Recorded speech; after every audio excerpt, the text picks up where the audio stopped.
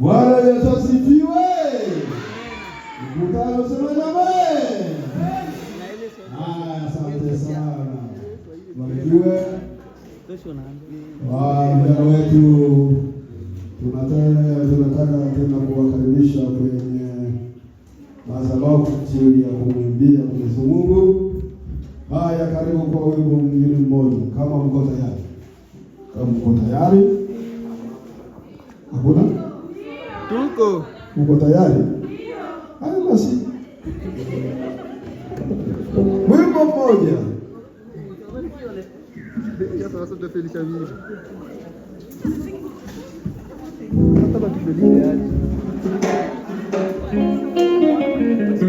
Baada ya wimbo wa vijana ndipo sote tunasimama, sababu vijana wataketi tena chini.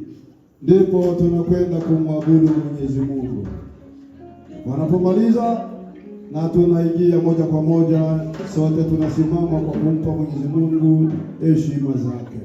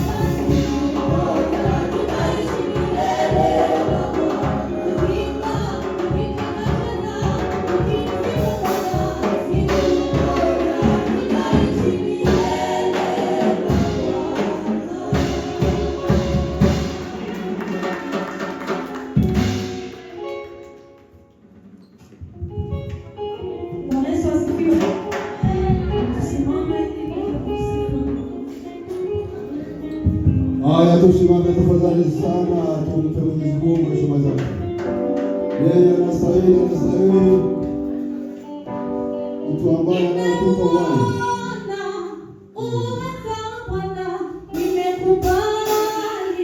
Yeah.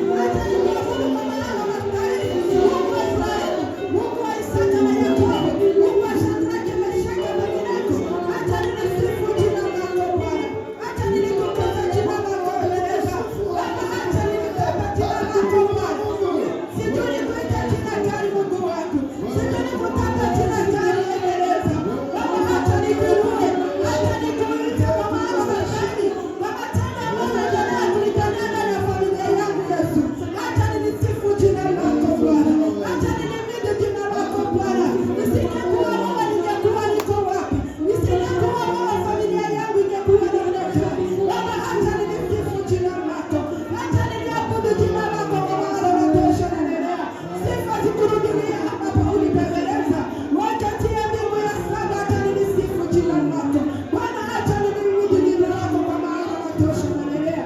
Baba acha nikuabudu jinsi ulivyoabudiwa hapo kale na mababu zetu Yesu. Baba viumbe vyote vitakuabudu leo Masia. Sijui kuita jina gani ya Yesu Kristo. Siabudu Mungu wa salamu, siabudu Mungu wa miungu, siabudu Mungu wa majiwe, bali ninaabudu Mungu aliye juu. Wapeleka na pitika niwapendeza. Baba umenitendea mambo makubwa na singeweza tena. Baba acha nikuinue Yesu Kristo. Acha nikuabudu kwa maana kama endelea kunitendea ndani ya familia yangu. Ni mambo makubwa ya Yesu Kristo. Sijui nipite namna gani Yesu. Wangapi walitamani kuona usubuhi wa leo? Wangapi walitamani kufika mida kama hii? Ila wakupata hiyo nafasi ya kufika mida kama hii Bwana. Baba mimi nimekupatia kitu gani Bwana? Familia yangu imekupatia kitu gani Yesu? Sijui nikuinue kwa jina gani wewe? Sijui nikutukuze kwa jina gani? Wangapi wanapenda kubadilishiwa majina? Wanapenda kuitiwa marehemu Yesu Kristo. Na walitamani waone siku ya leo. Na walitamani wafike mida kama hii. Ila wakupata hiyo nafasi Yesu. Baba acha nilimizi jina lako. Baba hayo unastahili Mungu wangu. Acha niinue jina lako.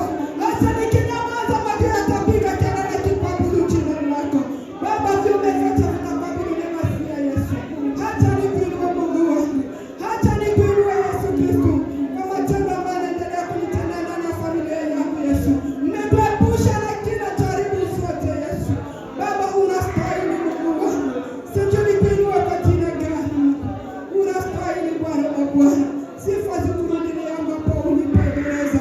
Baba umeendelea kunitendea Yesu Kristo.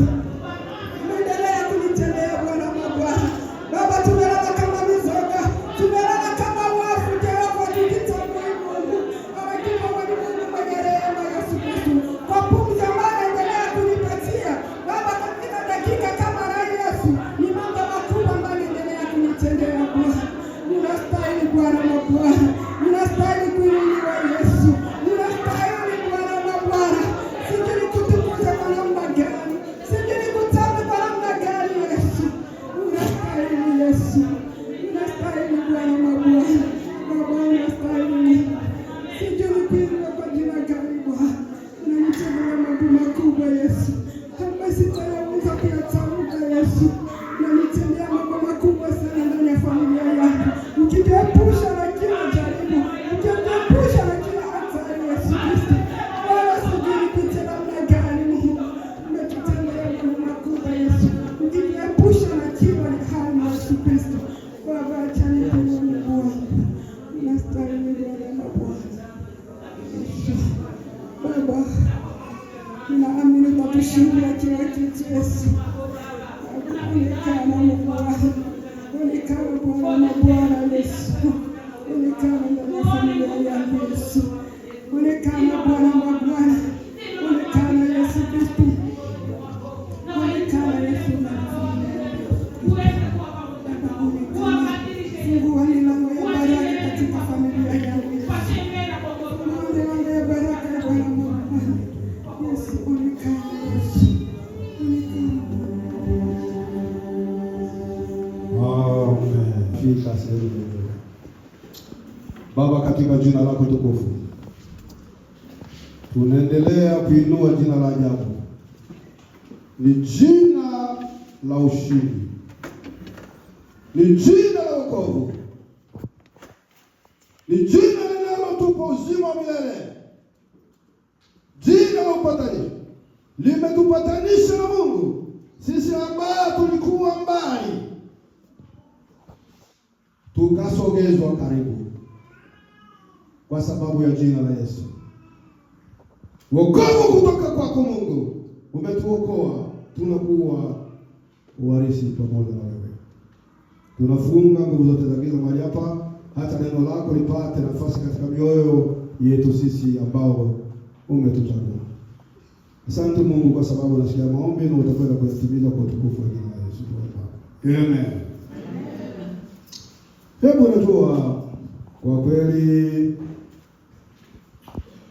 tuko pale tunasoma andiko letu.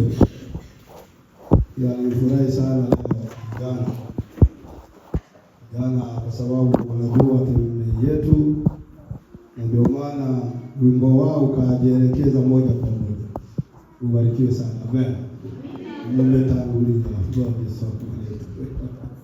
Haya basi tusome. Tunasoma katika waraka huu, waraka wa kwanza wa Yohana sura ya 3 versi ya 13 na kuendelea 18. Ndio pale pale tu. Tunasema hivi, ndugu zangu, msistaajabu ulimwengu ukiwatukia. Binafsi sisi tunajua ya kuwa tumepita toka mautini kuingia uzimani, kwa maana twawapenda ndugu. Yeye asiyependa akaa katika mauti. 15. Kila mchukiaye ndugu yake ni muuaji, nanyi mnajua ya kuwa kila muuaji hana uzima wa milele ukikaa ndani yake. 16. Katika hili tumelifahamu pendo, kwa kuwa yeye aliutoa uhai wake kwa ajili yetu. Imetupasa na sisi kuutoa uhai wetu kwa ajili ya hao ndugu. 17. Lakini mtu akiwa na riziki ya dunia, kisha akamwona ndugu yake ni mhitaji, akamzuilia huruma zake, je, upendo wa Mungu akaaje ndani yake huyo? 18 ndio mwisho. Watoto wadogo, tusipende kwa neno wala kwa ulimi, bali kwa tendo na kweli. Bwana Yesu asifiwe. Amen. Kama mnajua somo letu, kazi ya mwalimu ni kuuliza somo letu linasema nini. Muda leo nakuwa ndio siku ya 3. Somo letu linasema nini? Linasema pendo. Kumbe tuko pamoja na mwalimu. Somo letu linasema pendo. Ndio somo letu hilo. Tukawa tunasema ya kwamba pendo ni nini? Nadhani tulisema hilo. Pendo ni kushawishi. Tukasema pendo ni kushawishi. Ni kitu kinachoingilia mtu moyoni mpaka afanye tu. Tukasema ndio pendo. Basi tukawa tunasema ya kwamba miongoni mwa wale wanafunzi wa Yesu kukawa na mwanafunzi ambaye aliyefunuliwa zaidi kufundisha juu ya upendo, sababu alikuwa ndio tabia ya Mungu. Tukasema ni nani huyo? Tukasema ni Yohana ambaye aliyekuwa mdogo wa wote. Unajua kulikuwa na mzee pale. Kulikuwa na mtu mdogo sana ambaye aliyeitwa Yohana. Kukawa na mzee ambaye alikuwa na mandevu huku tena hivi. Alikuwa ni nani huyo? Unafahamu huko? Huyo alikuwa anafanya vituko sana huyo. Ndio aliyoitwa Petro. Bwana maswali, tena alikuwa bwana maswali. Tutaona hata madhaifu yake, angalau alifanya muda wa miaka 3.5 kwa pamoja na Yesu. Alikuwa na madhaifu, lakini pamoja na hayo mbegu ya uongozi ilikuwa ndani yake. Mungu anaangalia kile kilicho ndani. Ndio maana alimlenga yeye kama vile kiongozi. Je, unanipenda Petro? Wakati ule wa kufa, Petro, ndio. Safari ya pili, unapenda Petro? Ndio. Safari sio unatoka mimi nakupenda wewe. Ni kama vile anaanza kumwambia Yesu wewe. Hakujua kwa nini Yesu amuulize hivyo. Lakini ninataka kusema hivi, tuna huyu mwalimu huyo alikuwa mdogo sana, lakini huyo alikuwa anapendwa sana na Yesu. Saa zote yeye alikuwa karibu tu na Yesu. Ndio maana hata Petro alikuwa anakwenda kunongoleza kwa Yohana, tuambilie. Kwa sababu alikuwa anajua kama mpendwa ni yeye. Tuambilie. Kwa sababu neno likitoka kwa Yohana litakuwa na urahisi. Tuambilie. Mtu anayependwa. Hebu najua kina mama wanajua jinsi wanavyopenda watoto. Kuna mtoto ule mdogo ule. Ana huwa anapendwa sana. Sisi wa baba tunapenda sana wale wakubwa. Ule mkubwa kama vile Rubeni. Ndio sisi tunapenda zaidi. Sasa kina mama ule na sisi tena tunapenda tena yule mdogo. Sasa Yesu alikuwa na yule mdogo ambaye alikuwa na tabia ya upendo ndani yake, ambaye anaitwa Yohana. Hebu tuendelee. Sasa tuko pale katika lile somo letu ambalo linasema kwa nini sasa Yohana mpaka ng'ang'anie tu kufundisha juu ya upendo. Ndio pale ambapo tupo. Sasa hapa hebu tuangalie kwa nini mpaka Yohana ang'ang'anie tu kufundisha juu ya upendo. Tusome sasa. Tutasoma katika Warumi. Hapa tunasema hivi. Kwanza kwa nini? Hebu tuone hapa tunasema nini hapa. Kwa nini Yohana ng'ang'anie juu ya upendo? Hapo anatuambia hivi, aliona ndani ya upendo kuna kutanguliza wengine katika kazi ya Mungu. Andika hiyo. Yohana aliona katika upendo muna kutanguliza wengine. Hakuna uchoyo katika upendo. Si ule upendo ambao tunasema ule upendo unafiki. Upendo wa Yesu, upendo wa Mungu. Hauna uchoyo, ndio ule takatifu ambao tulifundisha siku ile. Takatifu ule wa agape ambao unaoona tatizo la mwingine kama ni haki. Ndio tukasema ndio wa Yesu. Hebu tuangalie. Aliona ya kwamba katika upendo kuna ile tabia ya kutanguliza wengine. Mmoja atasoma katika Warumi 12:10 tuone kama kuna kutanguliza wengine. Mimi nitasoma katika Yohana 13:1-9. Mimi nitasoma hiyo. Mmoja tu atangulie pale kusoma Warumi 12:10. Kuna kutanguliza wengine katika huduma, katika kazi. 12 mstari wake wa 10. Wa Warumi. Waraka wa Paulo mtume kwa Warumi. Neno la Mungu linasema, kwa pendo la undugu, mpendane ninyi kwa ninyi, kwa heshima mkitanguliza wengine. Lugha ya Paulo. Labda hawakufuata vizuri. Mchungaji, soma tena ile. Kuna bomu pale. Inasema hivi, kwa upendo, kwa udugu, mpendane ninyi kwa ninyi. Sisi kwa sisi hapa ni lazima tupendane. Sisi kwa sisi waamini kwa waamini. Kwa heshima mkiwatanguliza wenzenu. Uendeleze bwana. Unatanguliza wengine. Unatanguliza. Upendo una heshima. Ndio ambayo inamfanya mtu kutanguliza wengine. Petro alijua hiyo siri.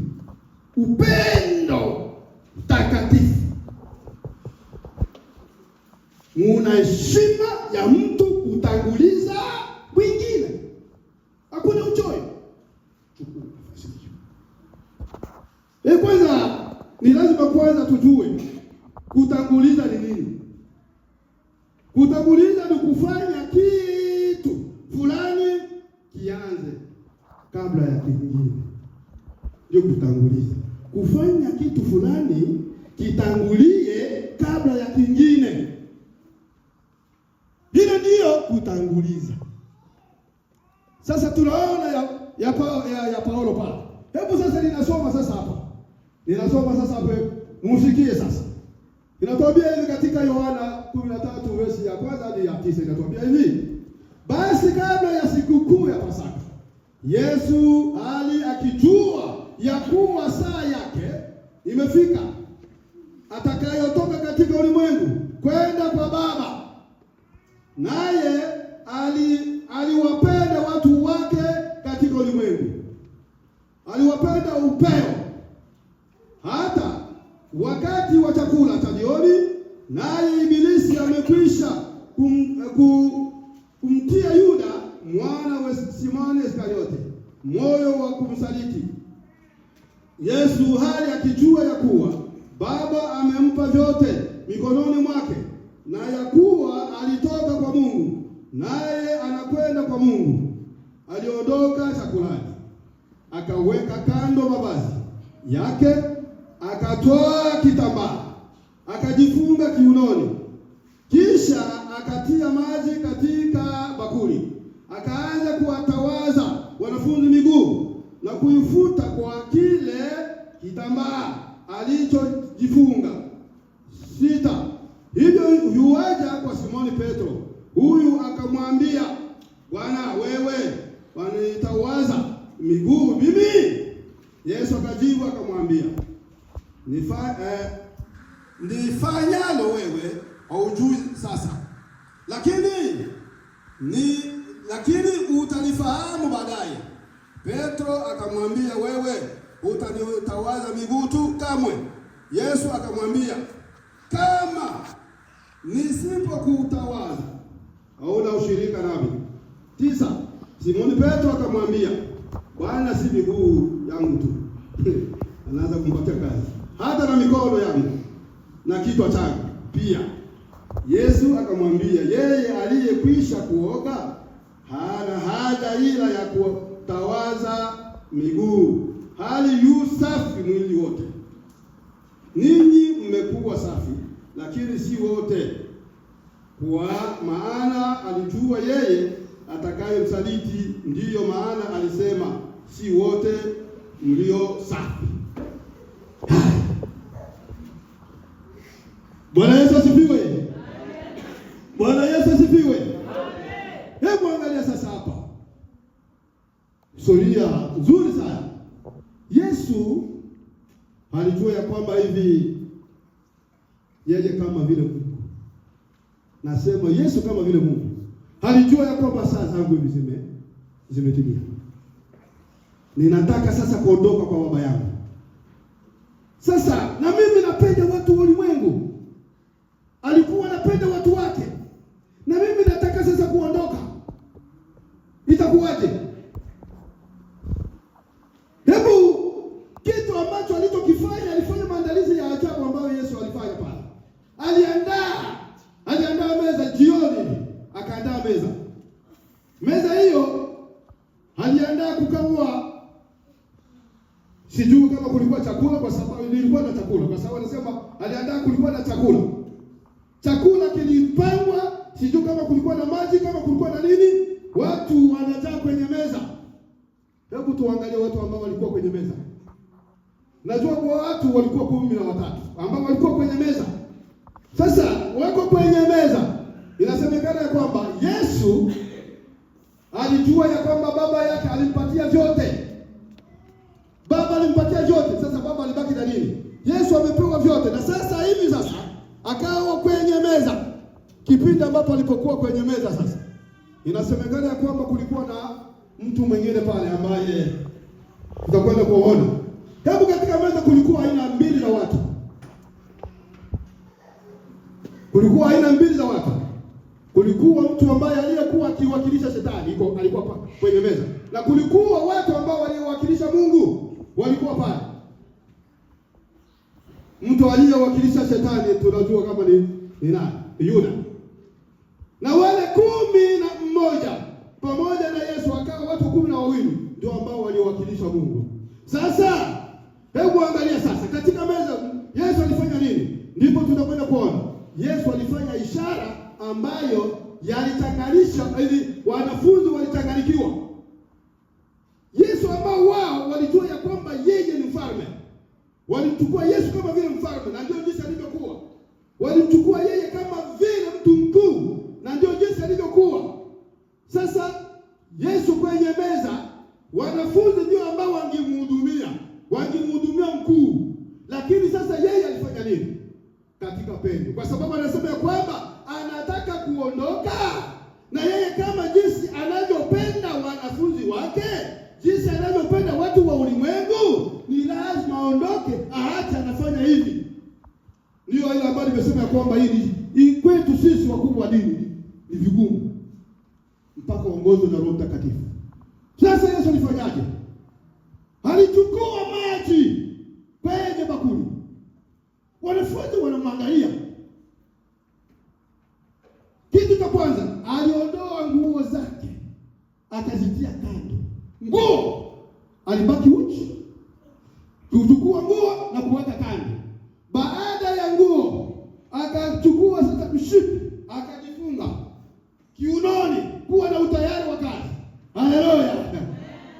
tayari nini? Akajifunga. Baadaye sasa ndipo akachukua sasa bakuli. Anaanza kutaka kwanza kuhudumia.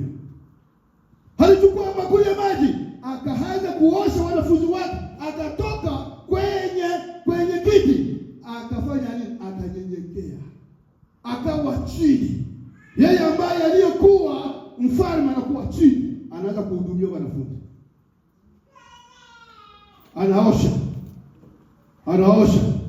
Anaosha. Sasa kipindi ambapo yeye alikuwa akiosha, akafikia sasa zamu ya nani? Ya Petro. Anataka kumuosha Petro, akamzuia. Akasema ya kwamba, Baba, haiwezekani wewe kunihudumia. Unajua kwa nini? Kwa nini Petro anasema hivyo? Anajua ya kwamba watu ambao waliohusika na kutawaza watu walikuwa ndio watumwa. Kumbe Yesu anajitangaza ya kwamba yeye ni nani? Ni mtu. Bwana Yesu asifiwe. Mtu gani? Unajua ya kwamba sisi ni watumwa? Alijitangaza ya kwamba yeye ni mtumishi. Yeye si bosi. Yeye ni nani? Ni mtumishi. Mabosi ni wa nani? Ni wao wanafunzi. Yaani pale alikuwa na somo la kuwatanguliza. Yeye akae chini, atangulize sasa wanafunzi, ili kazi yake ipate nafasi. Haleluya! Ili kazi ya Mungu ifaulu, ni lazima utangulize wengine. Petro anakuja kuzuia. Sasa Yesu akageuka. Alisema neno la ajabu. Alimwambia Petro, wewe haujui ninalolifanya. Kumbe ndani ya makanisa kuna watu ambao wanakaa miaka na miaka na hawajui wanalolitenda. Hawajui tunalolitenda. Petro, mtu wa miaka 3.5 hakujua mawazo ya Mungu, hakujua mawazo ya Yesu. Kwa sababu ya nini? Kwa sababu alikuwa bado kuongozwa na Roho. Sababu muda wa miaka 3 ambao wanafunzi walikuwa pamoja na Yesu, walikuwa bado kuongozwa na nini? Na Roho. Je, ni kweli? Na yule ambaye anaongozwa na Roho wa Mungu, yeye si mtoto wa Mungu. Warumi anatuambia nini? Sura ya 8 verse ya 14. Wote wanaoongozwa na Roho ndio watoto wa nani? Wa Mungu. Sasa Petro alikuwa bado kuongozwa na Roho, ndio maana alichanganyikiwa kuona mtu mkuu anafanya nini? Anakuwa chini. Somo linakuja. Kwa nini mpaka Yesu akubali yeye kuwa chini? Na yeye kama vile Mungu. Nimesema kwamba Yesu alikuwa ni Mungu. Yeye kama vile Mungu alijua ya kwamba saa zake zinakaribia. Anataka kufa. Ni lazima niache. Ninaandaa wanafunzi wangu. Lakini kama vile mwanadamu hakujua. Kama vile Mungu alijua ya kwamba saa zinafanya nini? Zinafika. Ni lazima niwaandae. Niwaonyeshe hiki. Yaani ninataka kusema nini pale? Ninataka kusema kwamba Yesu alijinyenyekeza kuinua wanafunzi katika ilikuwa ni pendo. Mtu ambaye anayojinyenyekeza haongozwi na kitu kingine, ni pendo. Hauwezi kujiweka chini na mtu mwingine bila pendo kuongoza wewe. Haitawezekana. Na baadaye tena tunasema ya kwamba kilichomfanya Yesu akae chini na kuweka wa mitume hao wanafunzi kuwa juu yake ilikuwa, hebu soma katika kitabu cha Waebrania sura ya 2 verse ya 12 inatuambia.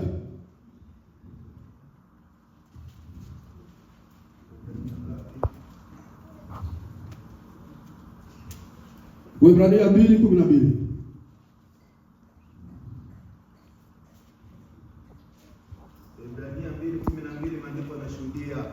Akisema, nitalihubiri jina lako kwa ndugu zangu, katikati ya kanisa nitakuimbia sifa. Amen. Haleluya.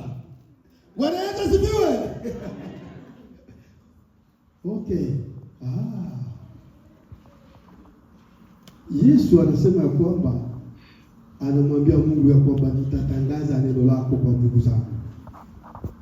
Kumbe yeye kipindi kile ambapo yeye alipokuwa anawainua wao, alijua ya kwamba ninainua ndugu zangu. Yaani sisi wanaomwamini ni ndugu wa Yesu, na sisi ni watu walio na thamani kubwa, yaani tuko na thamani kubwa. Hebu soma kwanza pale katika Waebrania 1:5. Uangalie valere yetu na ya malaika. Nani aliye na valere kwa? Waebrania 1:5 maandiko yanashuhudia. Ndio. Kwa maana alimwambia malaika yupi kati wa wote, iwe mwanangu, mimi leo nimekuzaa, na tena mimi nitakuwa kwake baba, na yeye atakuwa kwangu mwana. Okay. Bwana Yesu asifiwe. Unaelewa hiyo lugha? Mungu mwenyewe anasema ya kwamba ni siku gani ambapo nilikuita wewe malaika kuwa mimi ni baba yako. Siku gani ambapo mimi nakuita wewe kuwa mwanangu. Lakini mwanadamu ametuita, Yesu ametuita ya kwamba sisi ni wadogo zake, sisi ni ndugu zake. Ndio maana yeye alijua valere ya wale wanafunzi katika meza. Alijua ya kwamba anahudumia wanani, ni lazima watangulize, kwa sababu hao ni ndugu zangu ndio ambao watapeleka injili. Na ni kweli wa malaika ambao huwa sisi, kwa sababu hatujui, watu kutokujua ndio ile. Ndio maana sisi tunapatia hata wa malaika, tunawapatia valere zaidi yetu sisi. Hapana. Malaika iko chini. Malaika ni mtumishi. Yesu mwenyewe anajua ya kwamba malaika ni mtumishi. Ndio maana alitupatia valere sisi. Ukisoma katika kitabu cha Zaburi, soma Zaburi 34 verse ya 7, inatuambiaje?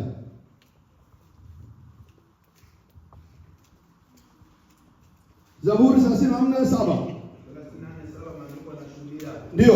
Bwana hufanya vituo, akiwatumikia wamchao na kuokoa. Ndio kazi ya malaika hiyo. Kazi ya malaika, ana kazi ya kutuzunguka sisi na baadaye kutuokoa sisi katika shida. Lakini sisi tuko watu walio na valere. Ndio maana ametutanguliza. Ndio maana alitanguliza wanafunzi wake. Kwa hiyo katika kutanguliza kuna kusonga mbele. Alijua ya kwamba ni lazima naache ninawatanguliza wa ndugu zangu, kwa sababu watapeleka injili kwa wanani, kwa mataifa. Watapeleka injili kwa watu wengine. Ni lazima sasa wao wakopi, wawe na tabia ya unyenyekevu. Wawe na tabia ya kuwa watumwa. Unatoka katika kazi ya Mungu hakuna utawala. Kazi ya Mungu ni kazi ya utumwa. Na wabosi ndio wao. Kama mtumishi akijijua ya kwamba eti yeye ni mtumwa, ni lazima ataliputia. Kazi yote tunayofanya ni lazima ataliputia. Lakini watu kwa sababu ya kutokujua kama sisi ni watumwa, ndio maana tuliputie kwa waagizi. Tungaje najua ya kwamba kazi yetu ni kuruputia. Chochote tunachokifanya katika kanisa ni lazima mabosi wajue. Tuwatangulize wao ndio mabosi. Kwa hiyo inasema ya kwamba Yesu, kama jinsi nimesema ya kwamba Yesu alipojua ya kwamba anataka kufa, ni lazima aache anatanguliza ndugu zake katika kazi, ili kazi yake ipate kusonga mbele. Kwa hiyo tuna kazi kubwa sisi ambao tuliotanguliwa, ni lazima tuna mradi. Na kwa kweli kazi ilisonga mbele.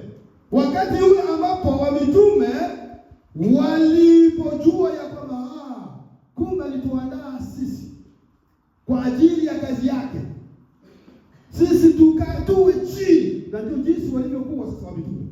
Wao walikaa, yaani wao walikuwa watu wapole sana. Waliwauzi sana. Lakini wao walivumilia.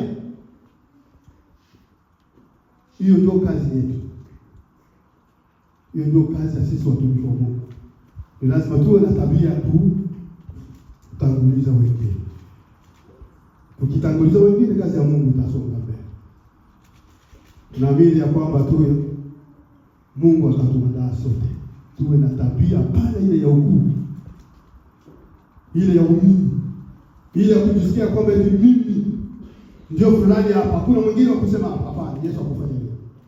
Yeye alijinyenyekeza chini kabisa. Mtu mkuu anajinyenyekeza, anaanza kutawaza. Hebu ni lazima tu tunafanya hivi. Nani ambaye mwanaume ambaye anaweza kutawaza mke wake hapa? Inawezekana? Inawezekana? Nauliza, inawezekana? Mwanaume kutawaza mke wake? Kwa wale walio na nini? Na upendo. Tuko pamoja? Lakini mwanaume anapenda mpaka yeye afanye nini tu? Atawaza. Iko shida. Tabia Mungu anapenda wote tu kitu kimoja. Kutanguliza wengine, kuinua wengine. Ndio kazi yake inasonga mbele, na Mungu awabariki neno lake kwa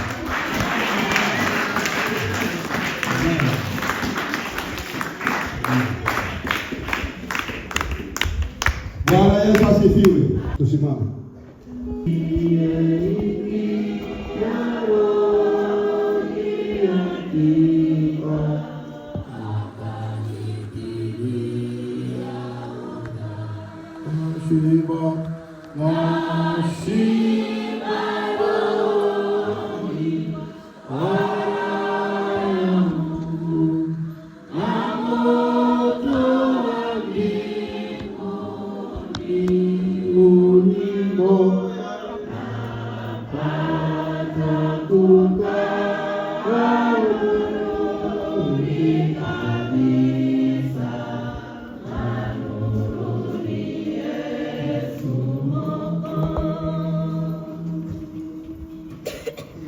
Baba, katika jina lako tukufu, tunashukuru kwa makuu yako, kwa neema yako.